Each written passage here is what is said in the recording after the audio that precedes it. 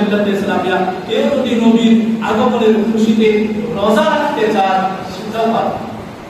তিনি রোজার মাধ্যম দিয়ে দীর্ঘ জশ্নে উজুসের আপনি খুশি মানাতে পারেন। কেন স্বয়ং নবীজি সোমবারে প্রত্যেক সোমবার নবীজি রোজা রাখতেন। যখন নবীজিকে জিজ্ঞাসা করা হলো ইয়া রাসূলুল্লাহ আপনি প্রত্যেক সোমবারে কেন রোজা রাখছেন, নবীজি বললেন যে আমার জন্ম হয়েছিল সোমবারের দিন, এই জন্য কৃতজ্ঞতা স্বরূপ অর্থাৎ শুকরিয়া স্বরূপ আল্লাহর শুকরিয়া আদায় করার জন্য আমি কি করি সেই সোমবারে রোজা রাখি।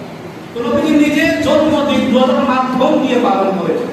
তাই কেউ যদি রোজার মাধ্যম দিয়ে পালন করতে চান সেটাও আপনি করতে পারবেন। বিশেষ করে আপনাদের অনুরোধ করবো যে কমসে কম আপনি বড় দিবসে যাও যেতে পারেন, কমসে কম আপনার গ্রামে যে হচ্ছে সবাই আপনারা কি করবেন, সকালে যখন ফজরের আযান হবে ফজরের আযানের আগে ইনশাআল্লাহ নামাজ শুরু করে দেওয়া হবে। আর ফজরের আযান করার পরে আপনি সঙ্গে সঙ্গে আযানের মসজিদের মধ্যে